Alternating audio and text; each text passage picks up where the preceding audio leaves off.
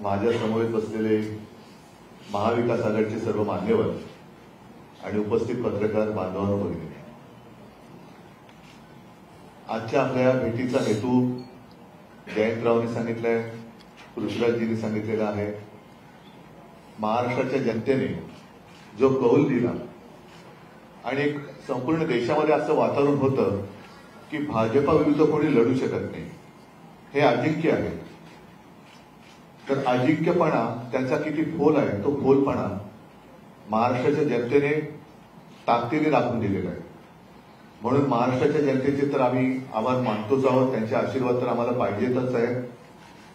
इतर सर्वांनी म्हणजे ज्यांचा उल्लेख जयंतरावांनी केला, मग ती निर्भय बनो एक सामाजिक संघटना आहे, त्याच्यानंतर युट्यूबच्या माध्यमातून निखिल वागळे आहेत, हेमंत देसाई आहेत, प्रशांत कदम आहेत, अशोकराव वानखेडे आहेत, रवीश कुमार, हे सगळेच एका धाडसाने जनतेचे प्रश्न हिमतीने ते मांडत आहेत. आणि त्यांच्या मांडण्यामुळेच एक निपक्षपातीपणाने त्यांनी ती बाजू मांडली. त्याच्यामुळे जनतेला सुद्धा सत्य काय आहे हे कळत गेलं. आणि मी तर असं म्हणेन की ही लढाई फार विचित्र होती. आर्थिकदृष्ट्या असेल, यंत्रणेच्या दृष्टीने म्हणा, ही विषम लढाई तर होतीच, पण संविधान आणि लोकशाही वाचवण्यासाठी ही लढाई होती. आणि मला अभिमान आहे की मी माझ्या भाषणाची सुरुवात देशभक्त बांधवांनो, भगिनींनो आणि मातांनो अशी करायचो. त्या सर्व देशभक्त आणि लोकशाही प्रेमी नागरिकांनी महाविकास आघाडीला आणि देशात इंडियाला जो कौल दिलेला आहे, ही एक जाग आता आपल्या देशाला आलेली आहे. आणि साहजिकच आहे, हा विजय हा अंतिम नाहीये, ही लढाई सुरू झालेली आहे. येत्या 2-3 महिन्यामध्ये विधानसभा महाराष्ट्राच्या येतील, त्याच्यानंतर सुद्धा इतर राज्यांच्या काही निवडणुका येतील. मुळामध्ये हे जे काय आता मोदी सरकार होते ते आता एनडीए सरकार झाले. हे सरकार किती दिवस चालेल हा एक मोठा प्रश्न आहे. कारण आमच्याबद्दल नेहमी म्हटलं जात होतं की युती, नैसर्गिक युती आणि अनैसर्गिक युती. तर आता ते जे काही तिकडे कडबोळ झालेलं आहे दिल्लीमध्ये, हे नैसर्गिक आहे का अनैसर्गिक आहे हा सुद्धा एक मोठा प्रश्न आहे. एकूणच देशातली जनता या निवडणुकीच्या निमित्ताने जागी झाली, हे फार मोठं यश या निवडणुकीच्या वेळेला आपल्याला मिळालं असं मी मानतो. आणि आपल्या मनामध्ये काही प्रश्न असतील आपण विचारा, त्याला उत्तर द्यायचा आम्ही प्रयत्न करू. आपण या ठिकाणी बसला आहात आणि महाराष्ट्राचे प्रदेश हिंदी में बाद में जयंतराव बात करेंगे. साहेब, आपण इथे बसला आहात आणि महाराष्ट्राचे प्रदेश अध्यक्षांनी म्हटलंय की 288 जागा काँग्रेस पक्ष लढेल. दोन्ही बाजूला काँग्रेस पक्षांचे नेते आहेत, परंतु प्रदेश अध्यक्ष मात्र वेगळी भूमिका घेताना पाहायला मिळत आहे. तुम्ही या ठिकाणी संयुक्त पत्रकार परिषद घेताय, एक ताकद दाखवत आहे, मात्र काँग्रेसचे अध्यक्ष वेगळी भूमिका पाहिजे. जेव्हा 3 पक्ष एकत्र पत्रकार परिषद घेतात याचा अर्थ असा, पृथ्वीराजजींनी सांगितलेलं आहे की आमची एक प्राथमिक बैठक, अगदी प्राथमिक बैठक आपल्या समोर येण्याआधी झालेली आहे. आणि येणारी विधानसभा सुद्धा जे लोक आमच्या सोबत आहेत, महाविकास आघाडी म्हणून आम्ही 3 पक्ष तर आहोतच, पण इतर घटक पक्ष सुद्धा आणि सामाजिक संघटना सुद्धा यांच्या सोबतीला त्यांना सोबत घेऊनच आम्ही लढणार आहोत. निवडणूक आयोगाने पक्ष आणि चिन्हाविषयी निर्णय देताना निवडून आलेल्या सदस्यांची संख्या लक्षात घेते, त्याच्या हिशोबाने निर्णय दिला होता. आता आपल्या पक्षाच्या त्या निर्णयाला आम्ही सुप्रीम कोर्टात आव्हान दिलेलं आहे आणि त्या निकालाची अपेक्षा आम्हाला आता महिन्याभरात आहे. नाही, आता खासदार तर आमचे झालेलेच आहेत, पण मुळामध्ये तो निर्णय कसा अयोग्य होता हा सुप्रीम कोर्टासमोर सुप्रीम कोर्टाने त्याच्याबद्दल सुद्धा नाराजी व्यक्त केलेली आहे.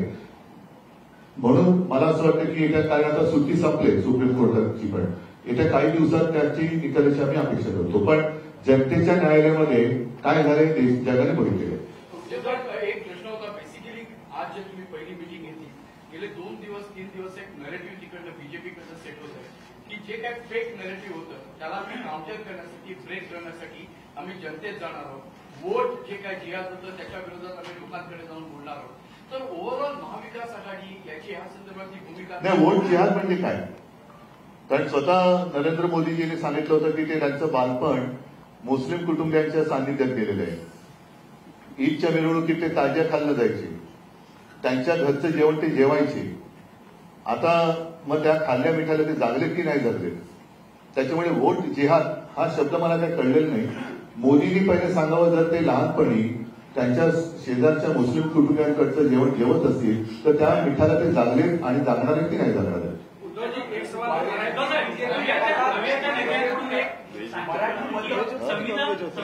नाही, ते मी फक्त मिठाचं बोललोय. मीठ नॉनव्हेज आणि व्हेज दोन्ही जेवणात टाकतात, त्याच्यामुळे ते जेवण काही जेवले ते त्यांनी सांगावं आणि त्याच्यानंतर त्यांनी गोवंशातले म्हणजे पुढे करणार आहेत का? विरोधकांकडून संविधान बदल्याचं फेक नॅरेटिव्ह जे आहे ते फेक नॅरेटिव्ह तयार केलं गेलं. आता असं काय मला परत प्लीज. मवियाच्या नेत्यांकडून संविधान बदलाविषयीचं नॅरेटिव्ह जे आहे ते फेक करण्यात आलं आणि त्याचा फटका आम्हाला बसला. बरं ठीक आहे, यांना मतं दिली तर तुमची संपत्ती हे जास्त मुलं होणाऱ्यांना वाटतील, हे काय खरं नॅरेटिव्ह होतं? मंगळसूत्र उचलून नेतील, तुमच्या घरातले नळ कापून नेतील, तुमचं वीज, हे काय खरं नॅरेटिव्ह होतं? तुमची म्हैस चोरून नेतील, हे काय खरेपणा होता? नकली संतान, नकली सेना, हे काय खरं नॅरेटिव्ह होतं? आणि मी प्रत्येकाला नोकरी देईन, प्रत्येकाला घर देईन, हे काय खरं नॅरेटिव्ह होतं? उद्योगधंदे वाढवीन, हे काय खरं नॅरेटिव्ह होतं? मतांची टक्केवारी निकालानंतर फक्त 2 ते 3 लाख मतांचं डिफरन्स आहे दोघांमध्ये. एकूण जर का देशाची लोकसंख्या लक्षात घेतली तर 140 कोटी पैकी मतदानाचा अधिकार वयाप्रमाणे किती लोकांना आहे ह्याचा आकडा मिळेल आणि त्यापैकी भारतीय जनता पक्षाला किती मतं मिळाले आणि उरलेली कित्येक कोटी लोकांनी भारतीय जनता पक्षाच्या म्हणजे मोदींच्या विरोधात मतदान केलेलं आहे, ही सुद्धा टक्केवारी सगळ्यांसमोर आली पाहिजे. मला वाटतं बाकीच्यांना जरा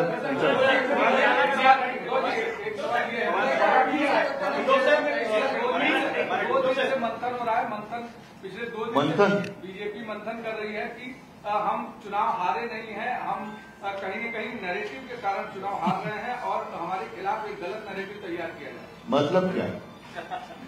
कि उनका कहना है कि 400 पार का जो नारा था संविधान बदलने का, वो गलत नैरेटिव लोगों तो फिर दिया क्यों था? और आप ही के लोगों ने कहा था कि उन्हें संविधान बदलना है.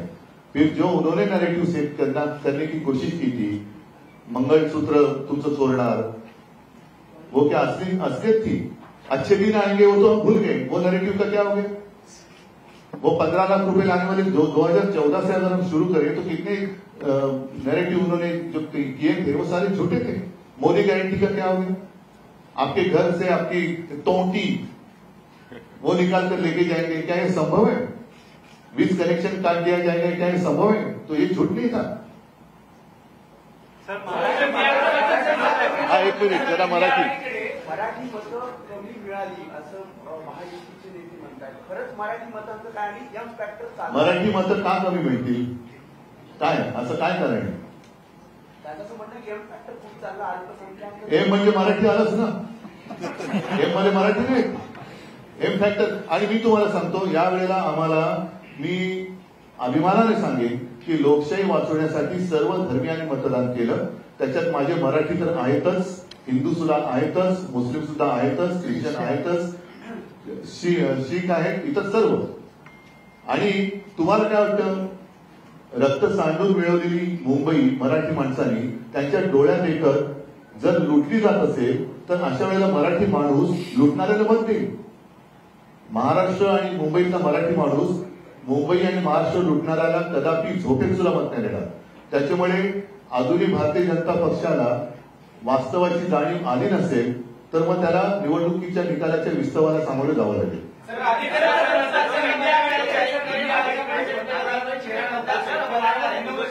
इंडिया आघाडीचे पंतप्रधान चेहरा नव्हता, वारंवार त्याची टीका केली गेली. असंच महाविकास आघाडी बोलत आहेत की आता मुख्यमंत्री पदाचा चेहरा कोण असणार आहे आणि यांच्या मंत्र्यांचं त्यांच्याकडे कोण असतं पहिला ठरवा ना. त्यांच्याकडे कोण आहे आता प्रश्न त्यांच्याकडे पण आहे.